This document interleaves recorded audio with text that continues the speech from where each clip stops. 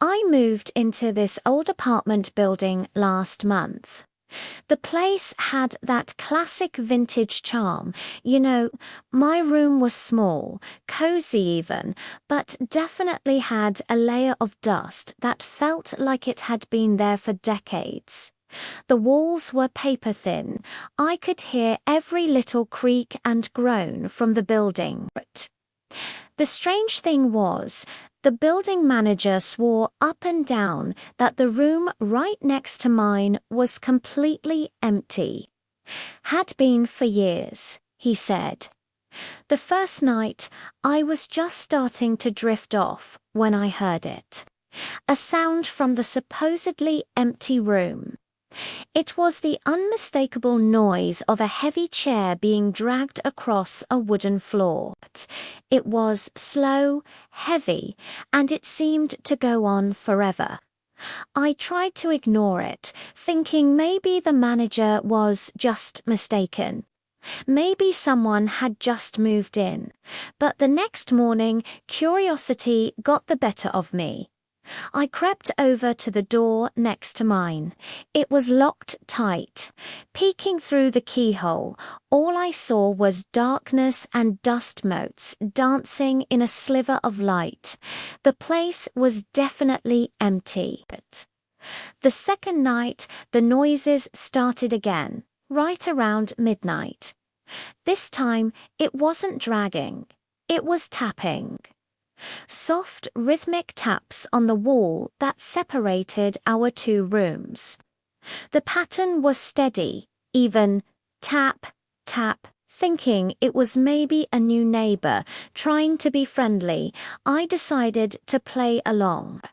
I reached over from my bed and tapped back twice on my side of the wall. The moment my knuckles left the plaster, the tapping from the other side stopped. A beat of silence hung in the air, and then 3 sharp taps answered back. My blood ran cold. That was no friendly neighbor. I didn't sleep a wink after that, just stared at the wall until sunrise. On the third night, I decided I had to know what was going on. I grabbed a glass from my kitchen, a trick I'd seen in old movies, and pressed it against the wall, my ear tight to the bottom. At first, there was nothing but the muffled sounds of the old building settling. Then I heard it. A slow, steady breathing. It was so clear, so close, it felt like someone was standing right on the other side of that thin wall. My heart was pounding in my chest.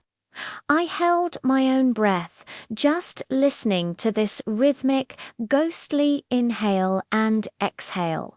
Suddenly, the breathing stopped. The silence that followed was somehow worse. Then came that scraping sound again, like a heavy table being dragged across the floor, the legs groaning against the wood. My hand was shaking, but I had to do something.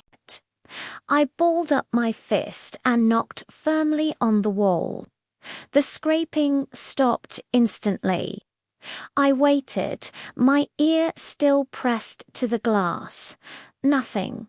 Only a deep, heavy silence that felt like it was pressing in on me from all sides. It was a silence so absolute it was louder than any noise. The next morning, I cornered the manager. I was probably babbling, a mix of terrified and sleepy. I told him someone was in that room. He just sighed, like he'd heard it all before, and pulled out a set of old tarnished keys. He led me to the door and unlocked it with a loud click.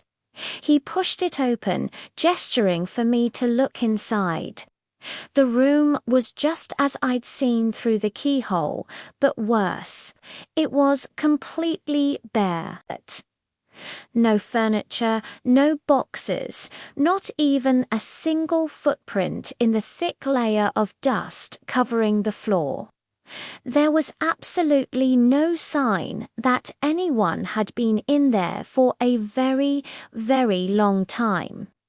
The manager just shrugged and said, "See? Empty." I tried to convince myself I was just hearing things, that the old building was playing tricks on me. But that night the sounds were louder than ever before. It wasn't just tapping or dragging anymore, it was banging. Violent bangs against the wall, followed by the sound of something heavy crashing to the floor. It sounded like someone was destroying the place, piece by piece. I huddled under my covers, checking the clock every few minutes. The chaos continued until exactly 2:58 a.m. Then everything just stopped. The banging, the dragging, all of it.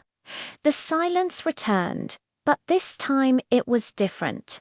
It was so complete that I realized I couldn't even hear the ticking of my own alarm clock on the nightstand. The entire world seemed to have gone mute. And then, a knock. It wasn't on the adjoining wall this time. It was on the wall right beside my bed, just inches from my head. It was slow, deliberate, strong. I froze, every muscle in my body tensing up. I didn't move. I didn't even breathe. Another knock, just as slow, just as strong.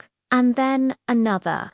I squeezed my eyes shut, praying for it to stop. But the sound shifted.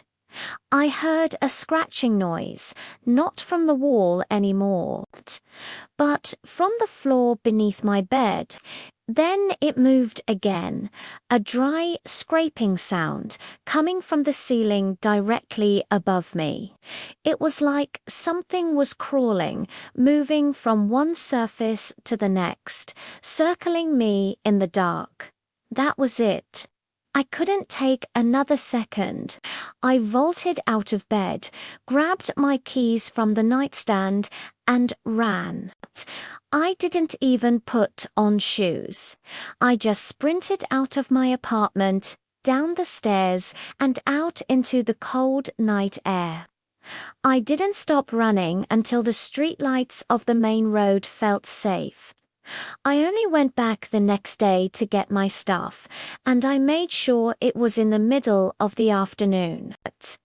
The manager was there, and he just shook his head, insisting that the building was perfectly normal and that nothing strange had ever happened there. I didn't argue. I just packed my boxes as fast as I could and got out. I found a new apartment on the other side of town. It's modern, clean, and the walls are thick.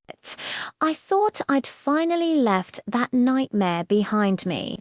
But last night, as I was lying in my new, safe bed, I heard it again.